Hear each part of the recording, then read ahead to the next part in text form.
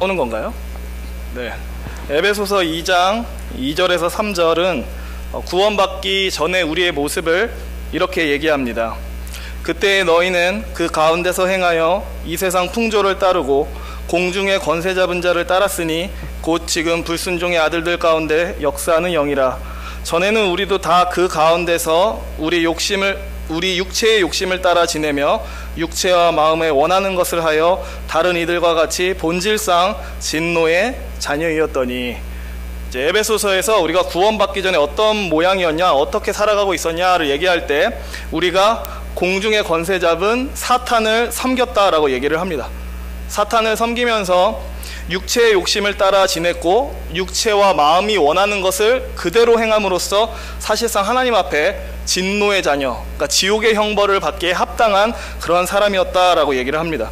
하나님을 기쁘시게 하기는커녕 하나님을 불쾌하게 하는 죄악된 삶을 살았던 것이 바로 우리다라고 바울이 얘기를 합니다. 하지만 하나님께서 허물과 죄로 죽었던 우리를 불쌍히 여기셨고 우리를 사랑하셔서 우리를 살리시고 우리를 새 사람으로 바꾸어 주셨습니다. 오늘 본문 17, 18절에서 바울이 이렇게 얘기를 합니다. 제가 17, 18절 읽어보겠습니다. 하나님께 감사하리로다. 너희가 본래 죄의 종이더니 너희에게 전하여 준 바 교훈의 본을 마음으로 순종하여 죄로부터 해방되어 의에게 종이 되었느니라. 아멘. 그러니까 17절 말씀처럼 사실 우리가 믿기 전에는, 예수 그리스도를 구주로 받아들이기 전에는 사실 죄의 종이었습니다. 죄의 종이란 말을 좀 다르게 설명하면 죄를 왕으로 섬기고 죄의 지배 아래에서 살아가는 그런 자들이었다는 의미입니다. 죄의 절대적인 지배, 그러니까 벗어날 수 없는 죄의 지배 아래에서 우리가 살고 있었기 때문에 죄를 짓는 것 외에는 다른 것을 할 수 없는 그런 존재였다 라고 얘기할 수 있습니다. 그렇게 죄의 지배 아래 살면서 죄만 지으며 사망을 향해 달려가고 있던 것이 본래 우리의 모습이었다라고 얘기를 합니다. 하지만 하나님께서 우리를 불쌍히 여기셨고 아들을 보내사 우리를 대신해 십자가에 피 흘려 죽게 하셨습니다. 그리고 그 피값으로 우리를 사셨고 우리가 지불해야 할 우리의 죄값을 아들의 피값으로 모두 치르심으로 우리를 자신의 소유로 사셨습니다. 그래서 18절 말씀과 같이 우리는 예수 그리스도의 피값으로 말미암아 죄로부터 해방된 자들입니다. 그러니까 요거는 내가 죄에서 해방을 경험했다 이런 걸 떠나서요, 내가 만약에 정말 예수 그리스도를 믿는다면 내 안에 객관적으로 일어난 사실입니다. 느끼고 못 느끼고를 떠나서 내가 정말 예수를 믿는다면 나는 죄의 지배에서 해방된 사람이라는 겁니다. 우리가 예수 그리스도로 말미암아 객관적으로 죄에서 해방되었기 때문에 저와 성도님들 안에 변화가 일어날 수 있게 되었습니다. 우리가 20, 21절을 한 목소리를 읽었으면 좋겠습니다. 20절, 21절 함께 읽겠습니다. 시작.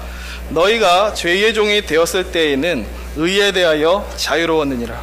너희가 그때에 무슨 열매를 얻었느냐. 이제는 너희가 그 일을 부끄러워하나니 이는 그 마지막이 사망이니라.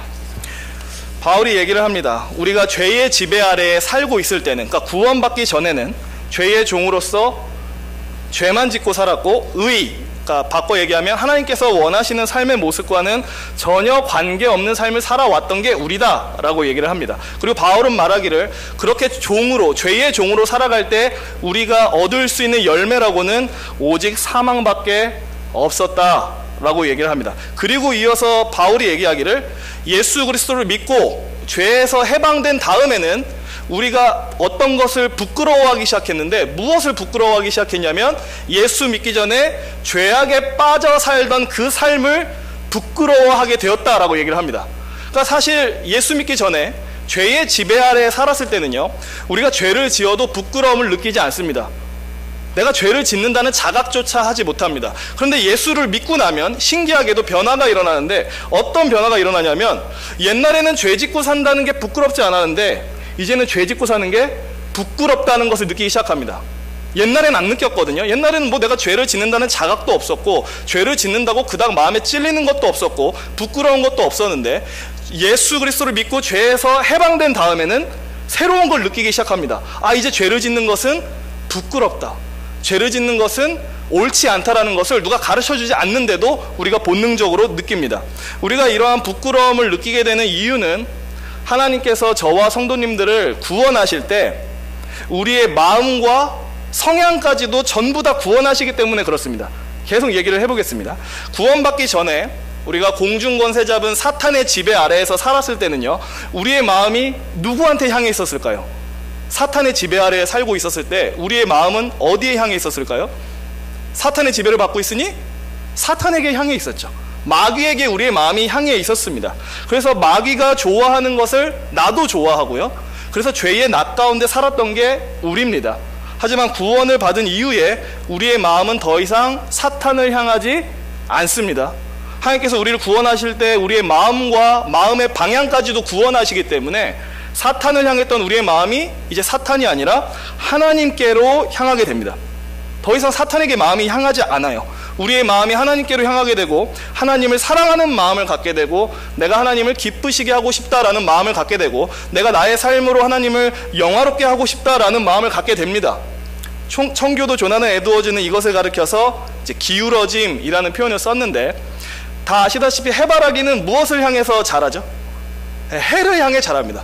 무조건 해가 있는 방향으로 기울어져서 계속 자라는 게 해바라기입니다. 그것과 마찬가지로 우리가 구원을 받으면 해바라기가 해를 향해서 마음이 자꾸 그 방향이 기울어지는 것처럼 우리의 마음의 방향도 우리를 구원하신 하나님을 향해 자꾸 기울어진다라는 것이죠.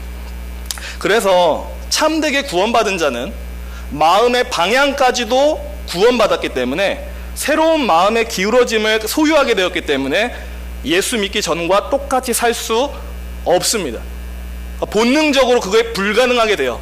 옛날에는 사탄을 향해 마음이 쏠려 있었기 때문에 그냥 죄를 지으며 죄의 낫 가운데 살았는데, 이제 하나님이 우리를 구원하셔서 우리의 마음의 방향을 하나님께로 돌려버렸기 때문에 이제는 옛날처럼 살 수 없게 됩니다. 그러니까 저의 얘기를 잠깐만 하자면, 이건 우리 청년들한테도 많이 했던 얘기인데, 제가 처음에 교회를 나왔던 게 초등학교 5학년이었습니다. 신앙생활 열심히 하지 않았습니다. 그냥 교회에 나와서 예배 드리고 예배 끝나면 막 뒤도 안 돌아보고 집에 가는 그런 분들 있지 않습니까? 제가 그렇게 신앙생활 했습니다. 딱 와서 예배 드리고 예배 끝나면 불이 나게 얼른 문 열고 집에 가버리는 그런 학생이었습니다. 그러다가 근데 신기하게 계속 교회는 나갔어요. 별로 믿음이 없는 것 같았는데도 그냥 교회는 습관적으로 나갔습니다. 그러다가 고등학교 2학년 3학년 때 이제 제가 분명히 얘기할 수 있는 것처럼 제가 그때 하나님의 은혜를 받았습니다. 고등학교 2학년 3학년 때요. 그 전까지는 하나님이 정말 계시긴 한가? 눈에 보이지도 않는데, 뭐 들리지도 않고 만져지지도 않는데 대체 하나님이 어디 있어? 라는 이런 의심이 강했는데, 고등학교 2학년 3학년을 거치면서 제 안에 하나님이 분명히 계신다라는 확신이 생기기 시작했습니다. 그리고 또 한 가지, 예수 그리스도께서 나의 죄 때문에 십자가에 달려 죽으셨다는 그 사실이 머리로만 느껴진 게 아니고 그때 처음으로 가슴으로 느껴졌습니다. 가슴으로 느껴졌고 정말 나 때문에 예수님이 돌아가셨구나라는 사실에 그러니까 눈물을 흘리며 회개하고 그렇게 예수를 믿게 됐습니다. 그리고 나서 곧바로 저한테 행동의 변화가 일어났습니다. 저는 사실 욕을 되게 많이 하는 사람이었습니다. 다 표정이 그럴 줄 알았어라는 표정을 짓고 계신데, 욕을 되게 많이 하는 학생이었습니다. 특별히 제가 다녔던 학교가 남자 고등학교였기 때문에 특별히 이제 욕을 그냥 생활 언어처럼 쓰죠. 친구 부를 때 뭐 이름 부르지 않습니다. 야, 얘야 이렇게 부르고 이렇게 생활을 했는데, 은혜 받고 예수 그리스도 믿고 나니까 무슨 변화가 일어났냐면, 누가 안 가르쳐줬는데 제 마음속에 본능적으로 욕을 하지 말아야겠다는 생각이 강하게 들었습니다. 왜냐면 하나님이 그걸 안 좋아하실 거라는 확신이 그냥 든 거예요. 그래서 제가 곧바로 늦었지만 고등학교 2학년 때 그 여름방학 지난 다음부터 욕을 안 하기 시작했어요. 여기 저랑 비슷한 경험한 분들 계시죠? 나 원래 소문난 욕쟁이였는데 예수 믿고 입이 많이 고와졌다, 이런 지금 웃으시는 분들이 몇 분 보이시는데, 힘들었어요. 처음에는. 왜 힘들었냐면 그 언어를 구사할 때 100이라는 언어를 구사하면 거기에 한 70 정도가 욕이었기 때문에 이게 30 값고 말이 안 되는 거예요. 그래서 처음에는 막 말을 더듬었어요. 욕을 안 넣으니까 뭐 강조도 안 되고 표현도 안 되고 감정도 안 실어지고, 그래도 뭔가 하나님께서 이거 안 기뻐하실 것 같다라는 본능적인 마음이 들어서 욕을 차차 버렸습니다. 뿐만 아니라 이제 선생님이 예배 나오라고 전화 안 해도 알아서 나갔고요. 뭐 봉사와 섬김 하자고 말 안 해도 제가 그냥 찾았습니다. 그래서 처음 시작한 게 찬양팀 싱어 하는 거였어요. 이렇게 마이크 들고 노래하는 거. 그러니까 제가 말씀드리고 싶은 거는 이러한 변화가 예수 믿는 자들한테 자연스럽게 일어난다는 겁니다. 이 자리에 계신 성도님들 중에서도 아마 저와 비슷한 경험이 있는 분이 있을 겁니다. 나는 원래 술을 그렇게 좋아하는 사람이었는데 예수 믿고 술을 멀리하게 됐다. 다들 표정이 나 몰래 술 먹고 있는 그러니까 예시입니다. 술을 되게 좋아하는 사람이었는데 갑자기 술을 끊게 된 분도 있고요. 유흥문화에 깊이 빠져 살던 분이 있었는데 예수 믿고 그러한 유흥에 빠진 삶과 술 친구들을 버린 사람들이 있습니다. 그러니까 얘기해보면 그런 얘기를 들을 때가 있어요. 왜 이런 변화가 일어날까요? 예수 믿고 나면. 왜냐하면 제가 이제 계속 설명했듯이 하나님께서 우리에게 이전에 없던 새 마음, 하나님을 향하는 마음, 하나님을 기쁘시게 하고자 하는 마음, 하나님을 영화롭게 하고자 하는 마음을 주셨기 때문입니다. 이렇게 예수 그리스도를 믿고 구원받은 우리는 다시 말씀드리자면 죄의 지배에서 벗어났고요, 새로운 마음을 갖게 됐습니다. 이로써 구원받기 이전과는 다른 삶을 살 수 있는 길이 열린 거죠. 예수 믿기 전과는 다르게 살 수 있는 길이 열린 겁니다. 하지만 안타깝게도 다른 삶을 살 수 있는 길이 열렸음에도 그 길을 사는 게 쉽지가 않습니다. 사실 지금 하는 얘기는 청년들이랑 이미 설교 때 다 했던 얘기여서 청년들은 이제 똑같은 얘기 한 3번 듣는 느낌이겠지만 그래도 이제 성도님들은 못 들으셨으니까 새로운 길을 얻었음에도 불구하고 새로운 길대로 사는 게 쉽지 않습니다. 왜냐하면 저와 성도님들이 여전히 몸을 갖고 있기 때문에 그렇습니다. 우리의 영혼은 구원받았습니다. 근데 아직 우리의 몸은 구원을 기다리고 있죠. 이상한 얘기를 하는 게 아닙니다. 우리의 몸이 언제 구원받죠? 우리의 몸까지? 예수님이 다시 오셔서 우리의 몸을 죄 없는 영광스러운 부활체로 되살리실 때 우리의 몸까지 완전히 구원받습니다. 우리의 구원은 확실해요. 하지만 아직 우리의 구원이 완성되진 않았습니다. 아직 몸의 구원이 남아있어요. 그리고 우리의 몸의 구원이 남아있다라는 말은 저와 성도님들의 몸 안에 아직 죄성이 남아있다라는 겁니다. 아직 죄성이 남아있어요. 그렇기 때문에 우리는 계속해서 마음속으로 하나님의 뜻을 따라 살아야지 하지만 내 몸에 남아있는 죄성과 정욕들이 자꾸 그러한 삶을 못 살게 가로막습니다. 그래서 바울이 이런 권면을 합니다. 그러므로 너희는 죄가 너희 죽을 몸을 지배하지 못하게 하라. 죄가 너희를 지배하지 못하게 해라라고 말하지 않고요, 죄가 너희의 죽을 몸을 지배하지 못하게 하라라고 얘기를 해요. 왜냐하면 저와 성도님들의 육체에 아직 타락의 영향이 남아있고요, 아직 죄성이 남아있기 때문에 그렇습니다. 사실 몸이 가지고 있는 본능과 욕구는 선합니다. 악한 것이 없습니다. 하지만 우리에게 남아있는 죄성이 우리의 선한 본능과 욕구들을 더러운 정욕으로 바꿔버리는 거죠. 그 이성을 좋아할 수 있어요, 사람 대 사람으로. 하지만 좋아하는 감정만 품나요? 그 좋아하는 감정이 변질돼서 그 사람과 흥행흥행 하고 싶다 막 이런 생각으로 우리의 마음을, 제가 흥행흥행 하니까 되게 이상하네요, 그 정욕으로 바꿔버릴 수가 있는 겁니다. 그래서 저와 성도님들은 예수님이 다시 오셔서 우리의 몸을 죄 없는 영광스러운 부활체로 바꿔주시기 전까지는 우리 안에 남아있는 죄성과 계속 싸워야 됩니다. 이 땅의 삶이 끝날 때까지, 예수님이 우리를 부르실 때까지는 우리 안에 남아있는 죄성과 계속해서 싸워야 됩니다. 그리고 이러한 싸움을 가리켜서 이제 영적 전쟁이라고 얘기를 하는 거죠. 하나님을 따르고 싶어하는 내 마음이 존재하지만 내 안에 남아있는 죄성이 이 삶을 끊임없이 방해합니다. 그래서 이 어울리지 않는 두 가지 본성이 계속 우리 안에서 팡팡팡팡 싸우는 거죠. 이걸 가리켜서 영적 전쟁이라고 얘기를 하는데, 이러한 영적 전쟁은 참되게 구원받아서 새로운 마음을 소유하게 된 사람이라면 누가 시키지 않아도 자연스럽게 하는 싸움입니다. 다 싸움을 하고 계신가요? 싸움하고 계신가요? 네, 뭐 아멘 크게 안 하셔도 됩니다. 끄덕끄덕만 해주셔도 됩니다.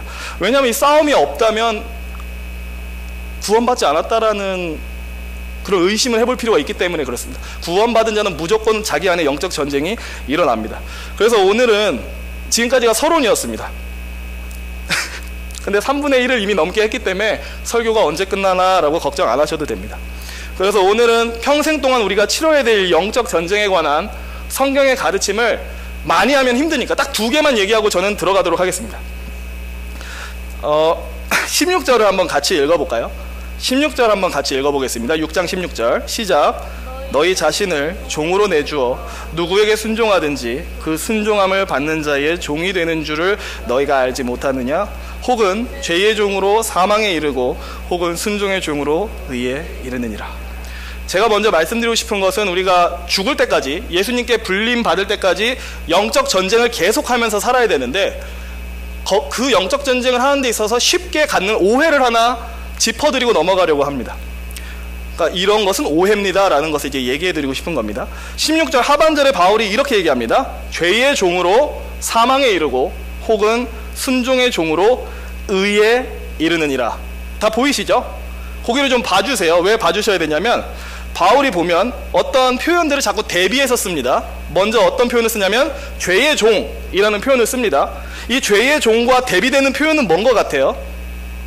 순종의 종입니다. 그죠? 죄의 종과 순종의 종을 대비하고 있고요. 그 다음에 사망이 나오고 이 사망과 대비해서 뭐가 나오죠? 의가 나오죠. 다시 읽어드리겠습니다. 죄의 종으로 사망에 이르고 순종의 종으로 의에 이르느니라. 두 가지를 계속 대비해요. 죄의 종과 순종의 종을 대비하고요. 사망과 세 번째 손가락은 안 되죠. 의를 대비를 합니다. 근데 사실 그냥 어떤 문맥상 어떤 문장으로 봤을 때 이 문장이 약간 어색하게 느껴질 수도 있습니다. 왜 어색하게 느껴질 수 있냐면요, 죄의 종과 순종의 종이 대비되는 것은 어색하지 않아요. 왜냐하면 죄가 뭐죠? 하나님께 순종하지 않는 것이죠. 그러니까 죄의 반대가 뭐예요? 순종이죠. 그죠? 죄는 하나님께 순종하지 않는 거니까 죄와 순종이 같이 나오는 거는 반대되는 개념을 이렇게 얘기하고 있구나 라는 생각이 듭니다. 근데 사망과 대비되는 개념이 의라고 나와요. 이건 좀 어색한 거죠. 사망의 반대는 뭐예요? 생명이잖아요. 그죠? 그래서 사실 의 대신에 생명이라는 단어를 쓰면 그냥 문장적으로 되게 잘 흘러가는 것처럼 보입니다. 제가 그렇게 읽어볼게요. 죄의 종으로 사망에 이르고 순종의 종으로 생명에 이르느니라 라고 써있으면 아멘 하시면 안 됩니다. 이르느니라 라고 하면 되게 자연스러워요. 근데 바울이 그렇게 쓰지 않고 있죠. 왜 그렇게 쓰지 않고 있을까요? 죄의 종으로 살면 사망에 이르는 거 확실한 사실입니다. 그렇죠? 죄의 싹은 사망입니다. 더 이상 물어볼 필요가 없어요. 근데 순종의 종으로 생명에 이를 수 있습니까? 우리의 순종의 행위로 영생을 얻을 수 있나요? 못 얻어요. 우리가 아무리 잘 순종한다 하더라도 일단은 우리가 타락했기 때문에 하나님 앞에 완전한 순종을 못합니다. 그래서 생명을 얻을 수가 없어요. 애초에. 심지어 우리가 완전한 순종을 한다 한들 우리가 한 그 순종의 가치와 하나님이 주시는 이 영생의 가치를 비교했을 때 이 순종의 가치와 영생의 가치의 무게가 같나요? 절대 같지 않죠. 뭐가 훨씬 더 가치가 무겁습니까? 순종의 가치보다 영생의 가치가 훨씬 무겁습니다. 그러니까 제가 말씀드리고 싶은 거는 우리의 순종의 행위로 절대로 영생을 살 수 없고요, 절대로 구원을 얻을 수 없어요. 그래서 바울이 이렇게 얘기를 하는 거죠. 죄의 종으로 사망에 이르고 혹은 순종의 종으로 생명에 이르느니라 이런 말을 쓰지 않고요, 순종의 종으로 의에 이른다 라고 얘기를 합니다. 순종의 종으로 의에 이른다는 말의 의미는 뭐냐면 순종을 통해서 하나님께서 우리에게 원하시는 삶을 살아가게 된다, 이런 얘기를 하고 있는 겁니다. 그러니까 바울은 우리의 순종 때문에 우리가 구원받거나 나의 어떤 선한 행실 때문에 영생을 얻는다는 말을 고의적으로 안 하고 있다는 겁니다. 그래서 제가 먼저 말씀드리고 싶은 것은 이겁니다. 저와 성도님들이 일평생 살면서 영적 전쟁을 계속 할 겁니다. 하나님의 뜻을 따르고자 하는 내 마음과 내 안에 남아있는 죄성 간의 싸움이 끊임없이 일어날 겁니다. 이 싸움 가운데 우리가 항상 승리할까요? 아니요, 항상 승리하진 못해요. 많이 패배할 겁니다. 아마 승리보다 패배가 더 많을지도 몰라요. 그럼 그 영적 전쟁에서 우리가 패배를 거듭하면, 맨날 패배하면 저와 성도님들의 구원이 취소됩니까? 아니, 취소되지 않아요. 이게 우리가 쉽게 가질 수 있는 오해 중에 하나입니다. 내가 하나님의 뜻대로 순종하지 않고 살았으니까 하나님이 나를 쫓아내실 거야. 난 하나님께서 기뻐하시는 삶보다 죄를 더 많이 짓는 사람이니까 하나님이 나를 자녀 삼으신 것을 후회하실 거야 라는 식으로 마치 하나님이 우리의 구원을 취소할 것 같다라는 그런 마음을 받습니다. 하지만 그렇지 않아요. 바울이 그런 얘기를 하지 않습니다. 23절도 함께 읽었으면 좋겠습니다. 23절 함께 읽도록 하겠습니다. 죄의 싹은 사망이요 하나님의 은사는 그리스도 예수 우리 주 안에 있는 영생이니라. 16절이랑 23절이랑 비슷합니다. 두 가지 개념을 대비해서 계속 얘기를 해요. 죄의 싹은 사망, 하나님의 은사는 영생, 이렇게 얘기를 하죠. 죄의 싹과 지금 대비되어 있는 표현은 뭐죠? 하나님의 은사입니다. 그럼 사망과 대비되어 있는 표현은 뭐죠? 영생이에요. 그냥 23절을 보시면 돼요. 죄의 싹은 사망이고 하나님의 은사는 영생이다. 그럼 사망과 영생은 서로 반대되는 개념이니까 둘이 같이 나오는 게 어색하지 않습니다. 근데 어색한 표현이 하나 있죠. 죄의 싹이랑 하나님의 은사예요. 이게 자연스러우려면 어떻게 쓰면 되냐면 죄의 싹은 사망이요 순종의 싹은 영생이니라 라고 쓰면 반대되는 개념이 계속 나오기 때문에 되게 자연스럽습니다. 근데 바울이 그렇게 쓰지 않죠. 죄의 싹은 사망인 게 맞아요. 근데 우리의 영생은 순종의 싹이 아니다 라고 얘기를 하고 뭐라 얘기하냐면 하나님의 은사는 그리스도 우리 주 예수 안에 있는 영생이라고 얘기를 합니다. 그러니까 바울이 똑같은 얘기를 하는 거예요. 우리의 구원은 나의 순종의 싹스로 사는 것이 아니라 하나님의 선물로 받은 것이고 예수 그리스도의 순종과 십자가로 거저받은 것이다. 구원은 결코 우리가 획득한 것이 아니다. 구원의 보장은 내 행위가 관여하지 않는다라는 얘기를 계속 하고 있는 겁니다. 그래서 저와 성도님들이 영적 전쟁을 계속 하는 이유, 계속해서 내 안에 있는 죄성과 싸우는 이유는 뭐냐면 내가 받은 영생을 앞으로도 계속 보장받기 위해서 영적 전쟁을 하는 게 아닙니다. 내가 이 영적 전쟁을 잘해야 내가 영생을 잃어버리지 않겠지, 내가 영적 전쟁을 잘해야 하나님의 나라에 들어갈 수 있겠지 라고 생각하시면 안 돼요. 우리는 영생을 얻기 위해서 영적 전쟁을 하는 게 아닙니다. 그럼 왜 영적 전쟁을 하느냐? 영생을 이미 확실히 받았기 때문에 영적 전쟁을 하는 겁니다. 이거 뒤집으시면 안 돼요. 내가 영생을 얻기 위해 영적 전쟁을 합니다. 틀렸어요. 하나님으로부터 확실한 구원을 선물 받았기 때문에 영적 전쟁을 합니다의 순으로 가셔야 됩니다. 요거를 뒤집으시면 잘못된 신앙생활을 하게 됩니다.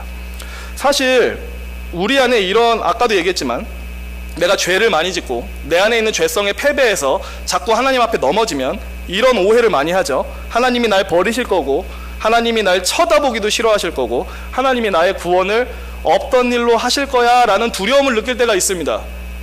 이런 두려움 느껴보신 분 계세요? 뭔가 하나님이 내가 죄를 지으니까 꼴도 보기 싫어 저리 사라져 막 이럴 것 같고, 내가 죄를 지으니까 너 예배에 나오지 마 막 이러실 것 같고, 내가 죄를 지으니까 내가 너를 자녀 삼은 걸 후회해 막 이런 식의 두려움을 느끼신 분 계시나요? 만약에 그러한 두려움을 느끼셨다면 그것은 사실이 아닙니다. 단언컨대 그러한 두려움은 하나님이 주신 두려움이 아니라 하나님과 우리 사이를 이간질하는 마귀의 생각입니다.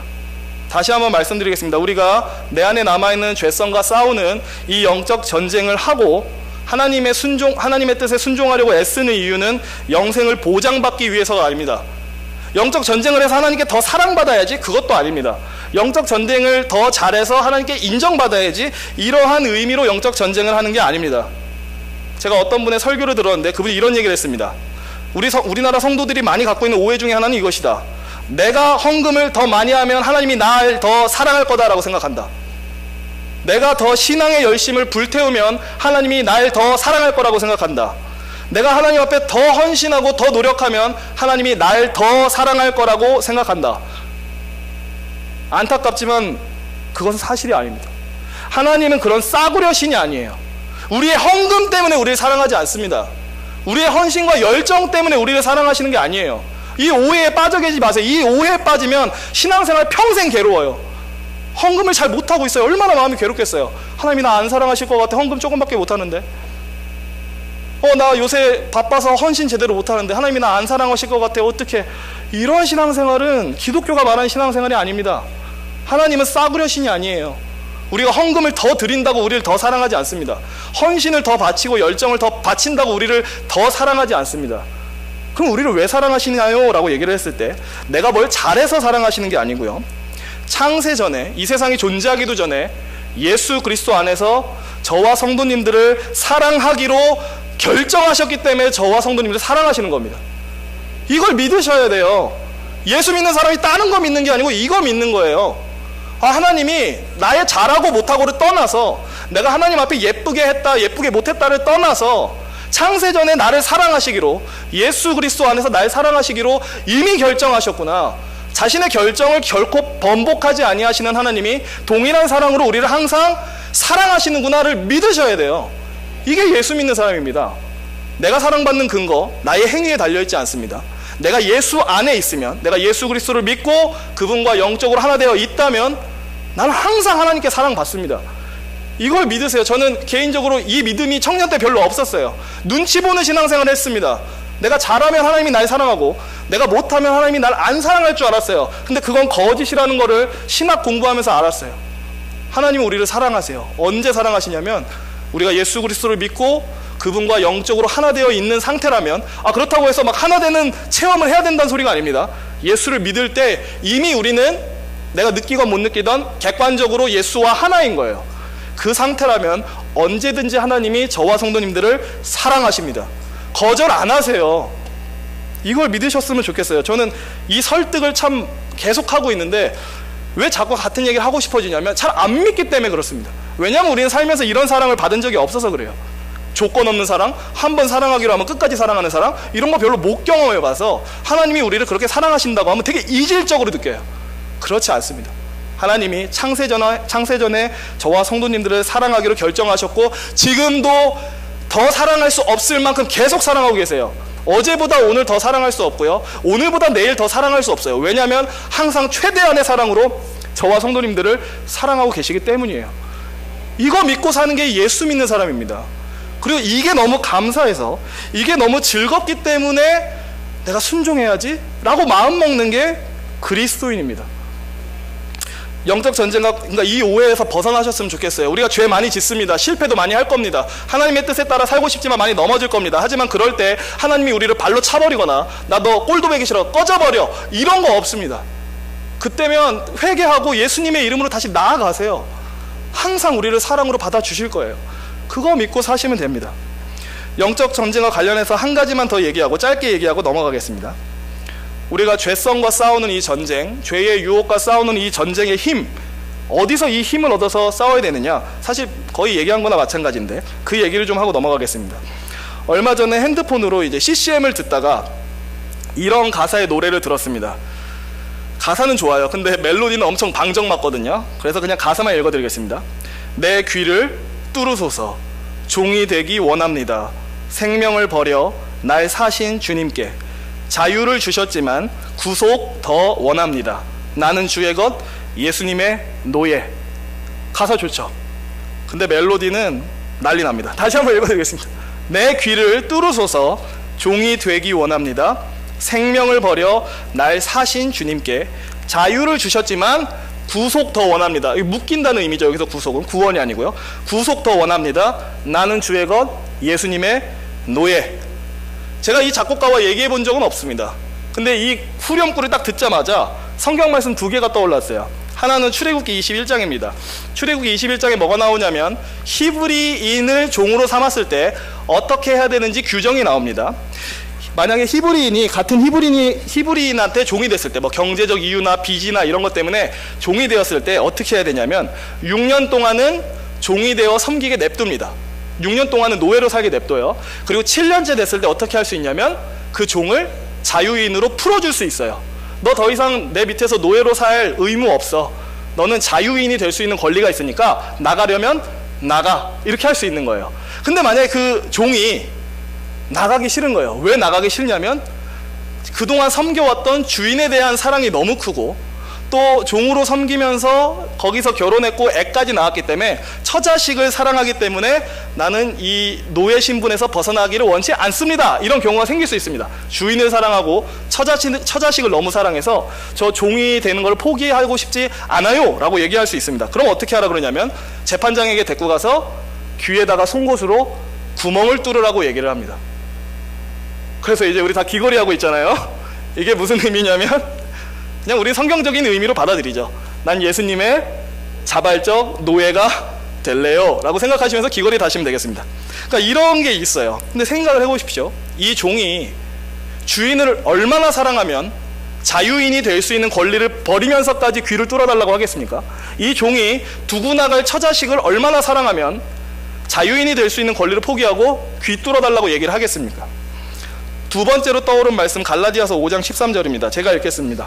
형제들아, 너희가 자유를 위하여 부르심을 입었으나 그러나 그 자유로 육체의 귀회를 삼지 말고 오직 사랑으로 서로 종노릇하라 라는 말씀이 있습니다. 이 구절을 설명하면 이렇습니다. 예수 그리스도를 구주로 믿는 자들은요, 제가 계속 얘기했지만 잘하고 못하고를 떠나서요, 예수 안에서 항상 하나님의 사랑을 받는 자들입니다. 내 행위에 따라 하나님의 사랑을 더 받고 덜 받고의 이 법칙에서 풀려난 게 예수 믿는 사람이에요. 우리는 보통 이 법칙에 묶여 살잖아요. 근데 예수 믿는 사람은 나의 행위에 따라 하나님께 사랑을 더 받고 덜 받는다라는 법칙에서 풀려난 사람이에요.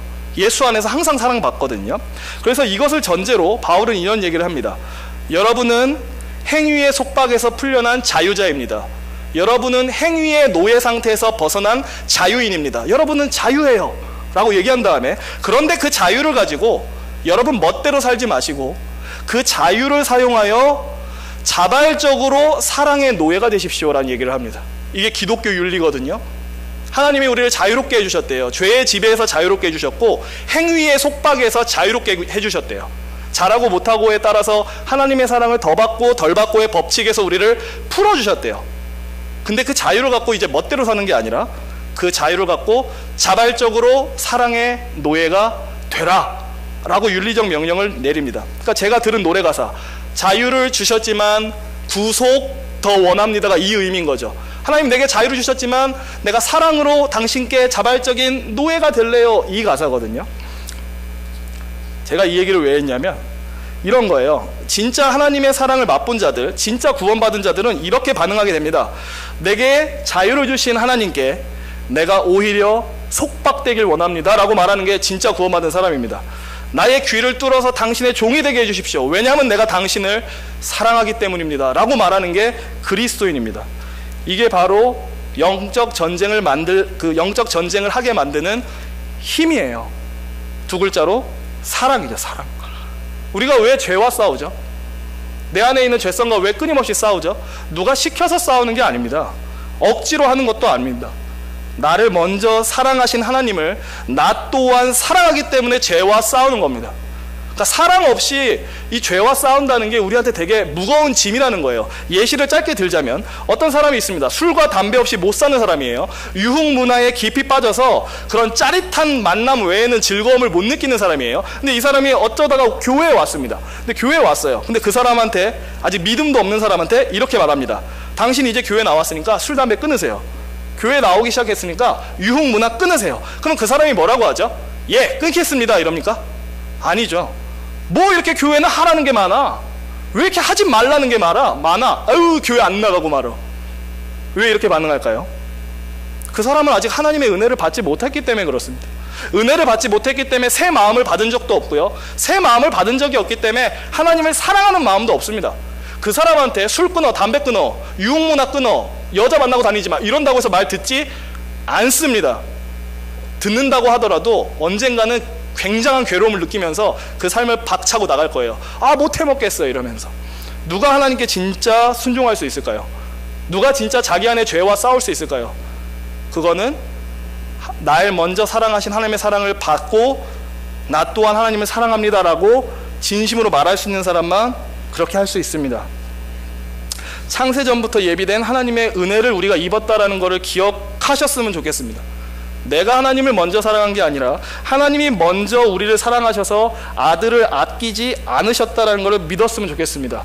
나의 행위에 잘하고 못하고를 떠나서 우리가 예수 그리스도의 이름으로 나아가고 그렇게 하나님을 찾을 때 하나님이 저와 성도님들을 보배롭고 귀하게 여긴다는 것을 믿으셨으면 좋겠습니다.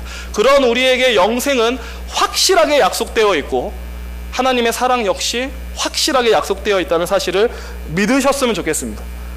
이걸 믿는데 어떻게 하나님을 사랑하지 않을 수 있습니까? 이걸 진짜 믿는데 어떻게 그 하나님께 순종하지 않고 버틸 수 있겠습니까? 말씀을 마치겠습니다. 우리는 그 은혜에 의하여 믿음으로 말미암아 거저 구원받은 사람들입니다. 나의 행위를 떠나서, 잘하고 못하고를 떠나서 예수 그리스도 안에서 하나님의 호의와 애정을 확실하게 받게 된 사람입니다. 나의 어떠함을 떠나서 예수 그리스도 안에서 확실한 자녀의 신분을 받은 사람이고 영생을 약속받은 사람입니다. 이 은혜를 잊지 마셨으면 좋겠어요. 나를 먼저 사랑하신 그분의 사랑을 묵상하시고 그것이 우리 안에서 이렇게 샘솟듯이 올라올 수 있도록 기억하셨으면 좋겠습니다. 그리고 그 하나님을 사랑하는 마음을 가지고 영적 전쟁을 하셨으면 좋겠어요. 내 안에 남아있는 죄성과 싸우시길 원하고요. 사탄의 유혹에 대항해서 그 유혹을 뿌리치시길 원합니다. 이 싸움은 성경의 표현을 빌리자면 인내로서 달려야 할 경주고요. 과거 로마 콜로세움에서 일어나던 검투사들의 싸움과 같이 피 흘리는 싸움이고요. 히브리서 기자가 말하듯이 계속 피 흘려서 전쟁해야 할 그런 내용이다 라고 얘기를 합니다.